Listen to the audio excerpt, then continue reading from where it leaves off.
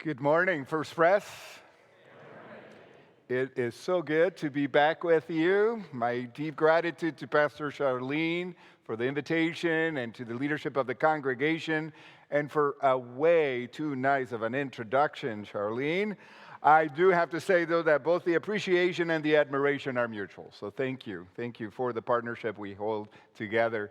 It is good indeed to be back at First Press. I have been at Pacific School of Religion for 11 years now, which in seminary precedent years is kind of like dinosaur years now. But it is this community has been one of the many that have been so central to my leadership and my work here in Berkeley and at PSR.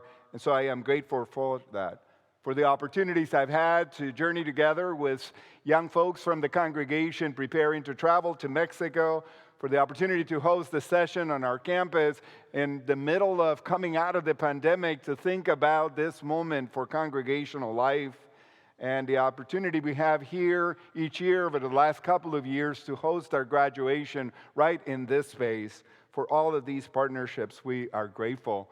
Personally, I've appreciated being here on Christmas Eve the last 2 years. This last Christmas Eve service was just outstanding. So grateful to James and to the music team, to the community, and to the welcome for my family and I to gather with you on that eve. I'm grateful also and bring a greeting on behalf of our Board of Trustees at PSR, as well, which includes Pastor Charlene on our board, also from our faculty at PSR that make up the wide diversity of the communities we serve in terms of our backgrounds, our cultural traditions, our commitments together, and the communities to whom we are accountable. But I especially bring greetings on behalf of our students. From our faculty, Yoon-Hee So, who serves here also in the congregation and has worked in this community. I want to celebrate that this last Wednesday, Yoon-Hee So, Professor So, became Dr. So, and so she completed her dissertation. And successfully, I think you know her as Grace, Yoon-Hee Grace. She defended her dissertation on Wednesday.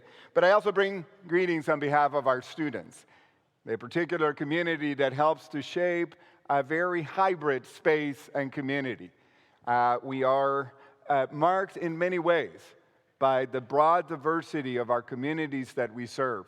Our students, about 75% come from communities of color, and over about 55% are LGBTQ identified.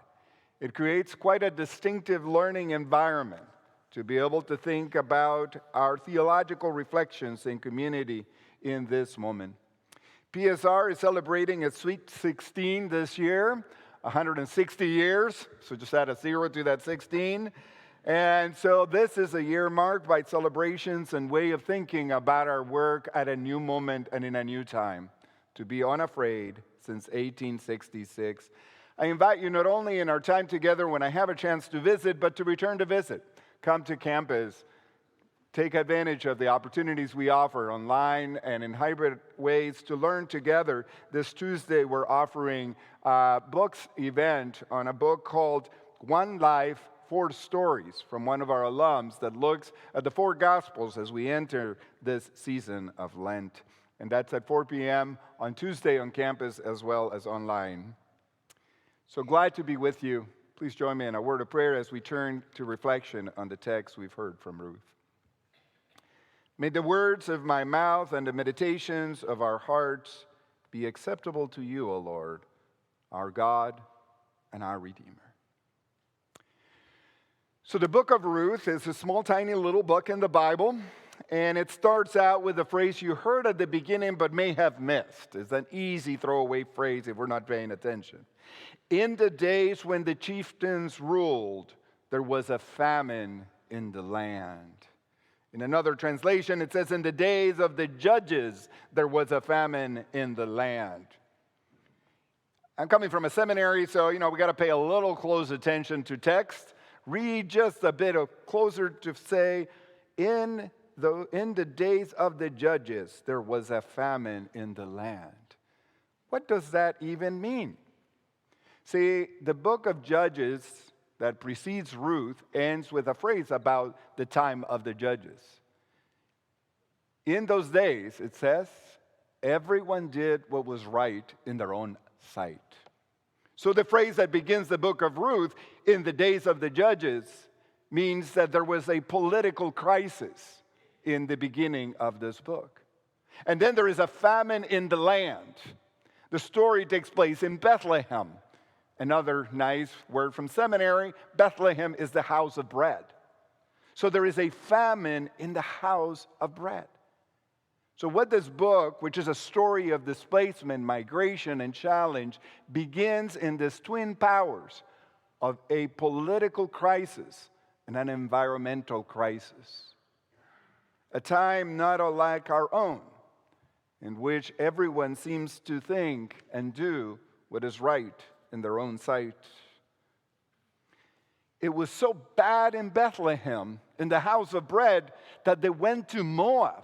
Again, it is hard to understand, unless you're familiar with the story a bit, that going to Moab is not a good idea. See, the Bible has tons of references to Moab in a really negative light. You are never to go there. It got so bad in the U.S. that they went to Mexico. It got so bad in Ukraine that they went to Moldova. It got so bad in Jerusalem that they went to Gaza. The reality of this book is a story that tells the realities of what happens when our political systems come to the breaking point and our environmental reality challenges us.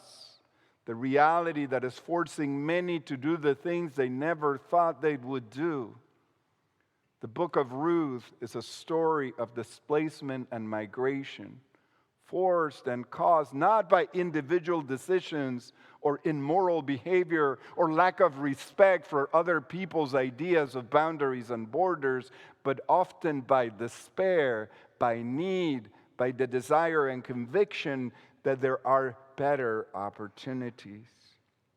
Now, if you have been one of the early hearers of this story, you would have heard the story not in church, read, and then with ritual following, but around a campfire. You would have been able to kind of pick up some of these threads from the familiarity with the stories that preceded it. You would have known that what else would you expect if you went to Moab, but to have death in your family, to know that you do not go to those places because that's where danger is. So you would have understood how difficult a decision the story, and you would have leaned in a little bit to understand why would people do this rather than simply criticize them for doing it.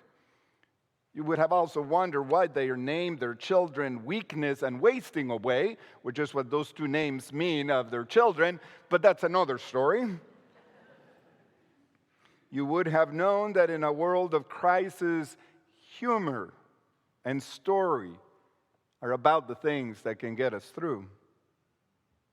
Because we are a people of stories. Elie Wiesel, the author of the book Night, referring to the stories of the rabbis, as he introduces his book that takes place in the middle of a crisis in the Holocaust. He says that God created humankind for the love of story.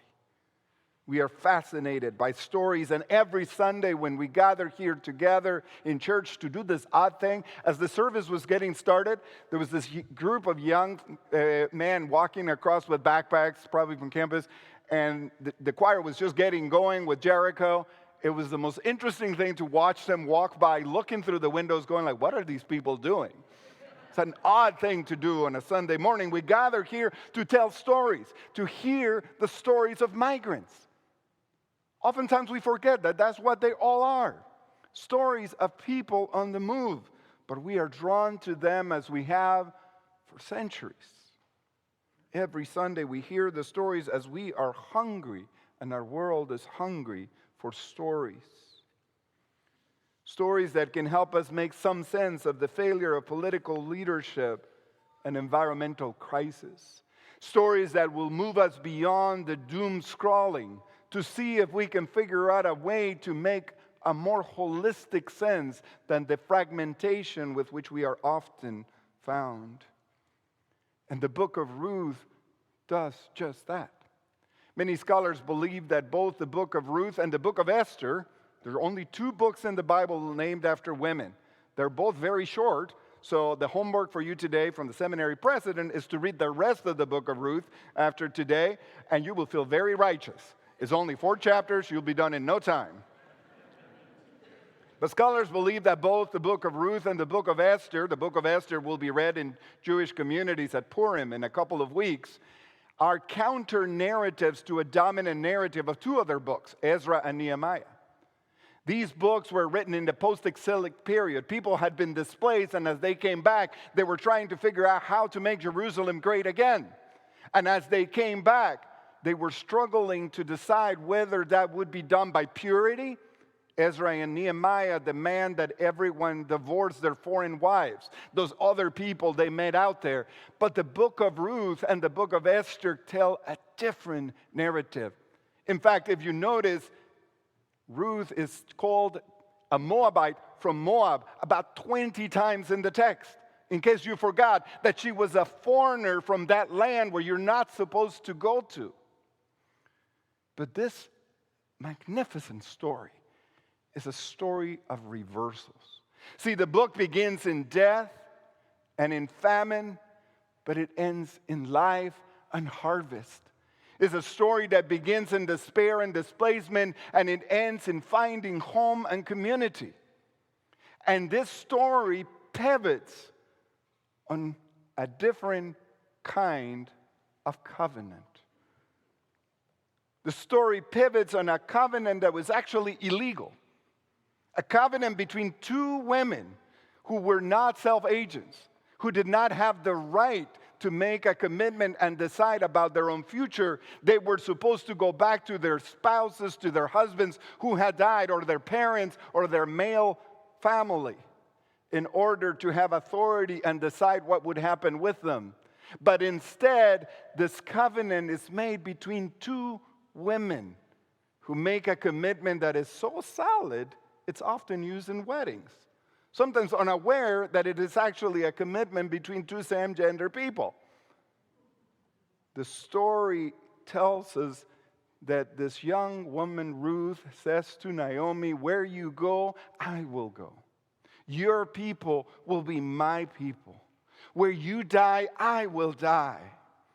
Now notice that this Moabite from Moab, this foreigner talking to this woman who feels she has nothing left to offer, isn't to say the covenant is not built on her saying, "My people will be your people. My God will be your God." It's the reversal.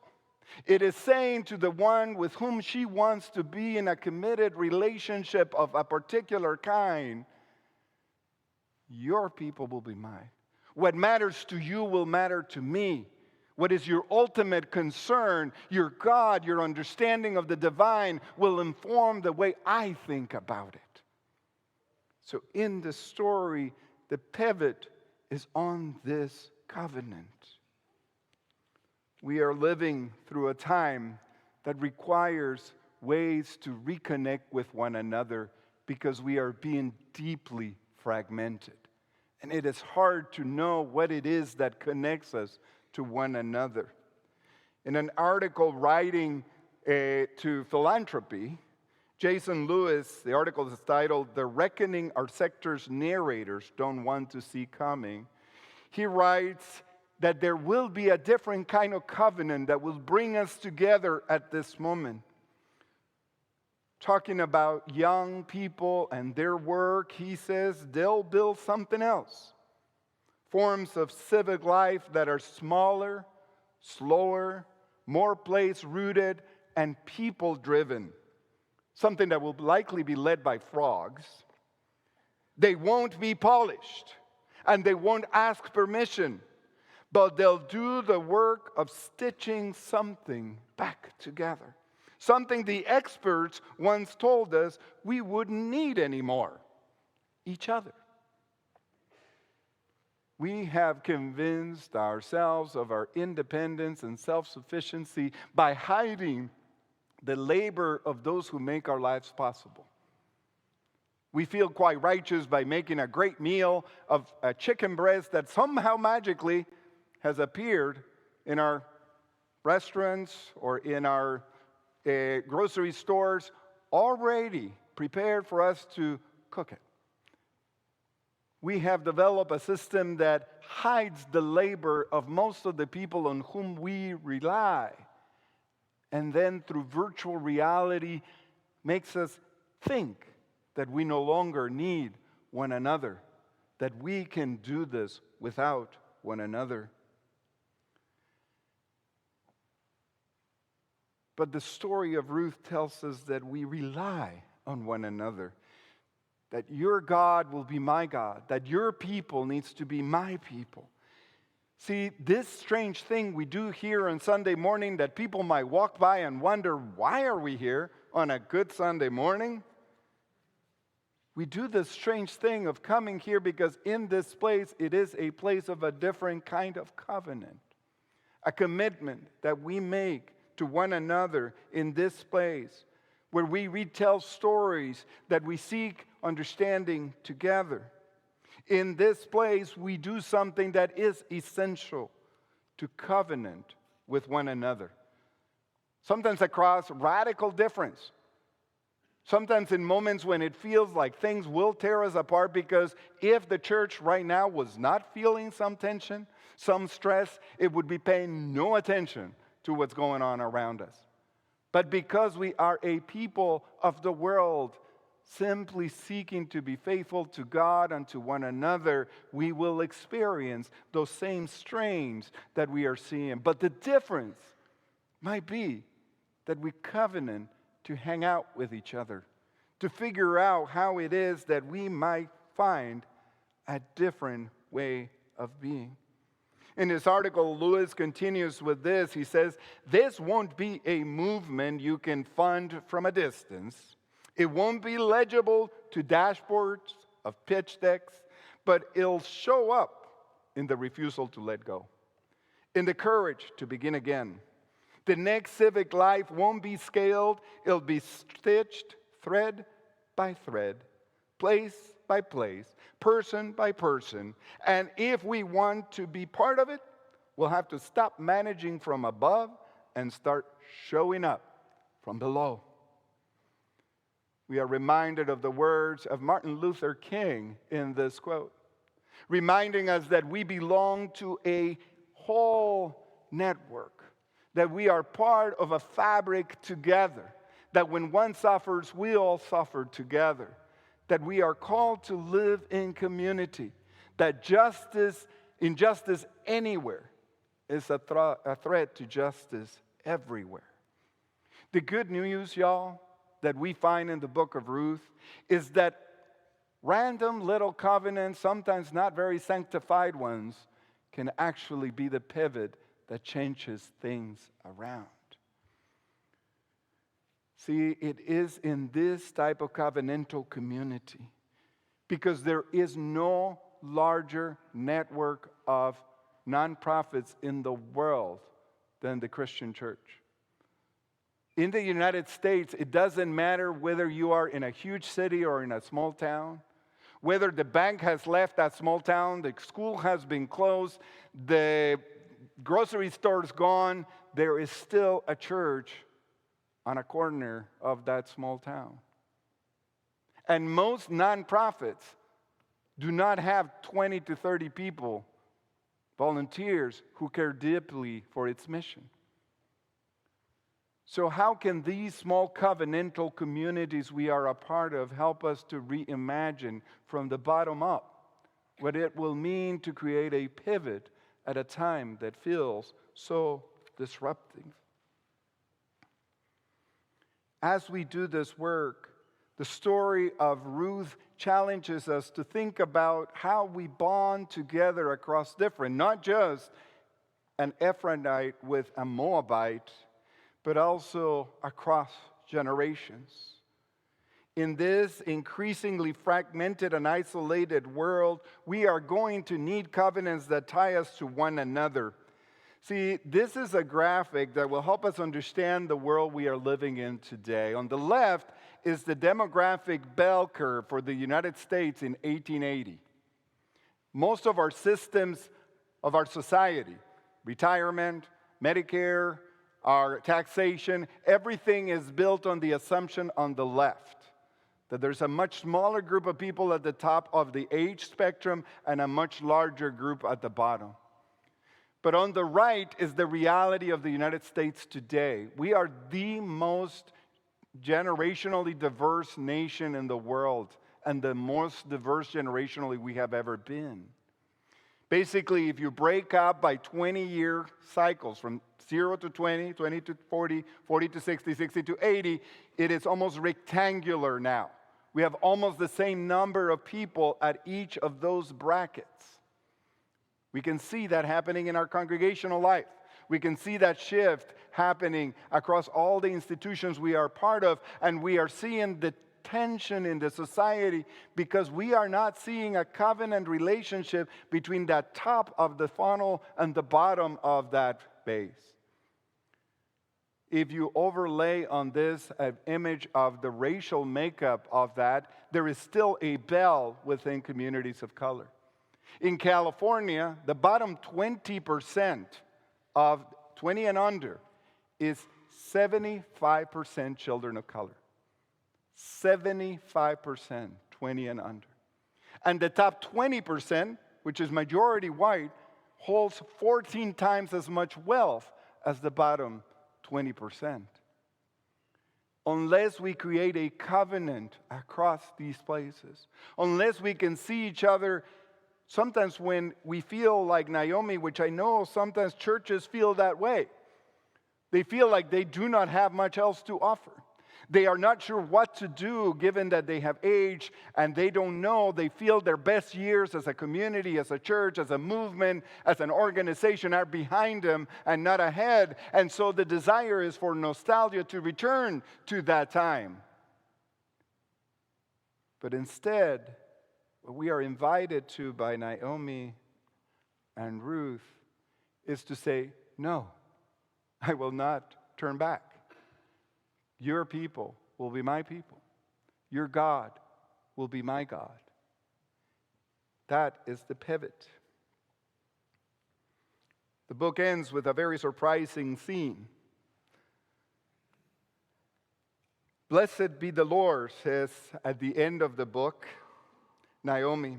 Blessed be the Lord who has not left me, who has not left you this day without a next of king, and may his name be renowned in Israel. I introduced this a little wrong. The story actually ends with the women of the town coming around Naomi and saying to her, blessed be the Lord who has not left you this day without a next of king, and may his name be renowned in Israel. But here's a clicker of how it ends. He shall be to you a restorer of life and a nourisher of your old age, for your daughter-in-law, that young Moabite woman who loves you, who is more to you than 7 sons, has borne him. This is saying something. A group of women at the ladies' group at church getting together around Naomi and saying to her, maybe not so loud, but clearly, that young woman is more to you than 7 sons. And that is saying something in a culture where all the power relied in those who were male and powerful. So brothers and sisters, we gather together to do this odd thing we call church. We tell the stories of immigrants and we covenant with one another. In this place, as in churches across the country, as we face a time not unlike that one faced by Ruth and Naomi, with an environmental crisis and uncertainty in our political system, we commit and covenant to one another. As a school at Pacific School of Religion, our commitment to churches we are working with is to try to make a major shift as an institution from being primarily a teaching institution to being a learning network. To think about how our work with over 60 doctoral ministry students who are working with theses in their congregations on projects that can help them reimagine their work. To work through our congregational renewal cohort with churches across the country to reimagine a project that might help them think anew about their work and to ground their work in Scripture, in reflection, and in the practices of care for one another, of transformation. This is a time for this small, medium-sized, and large communities to partner with one another and imagine something anew. Adrienne Maree Brown, in her book Pleasure Activism, The Politics of Feeling Good, says, I believe that all organizing is science fiction, that we are shaping the future we long for and have not yet experienced. The ancient ones knew the power of story, of vision, and of possibility. Possibilities that seem like science fiction, and yet to that we are called to gather. Amen.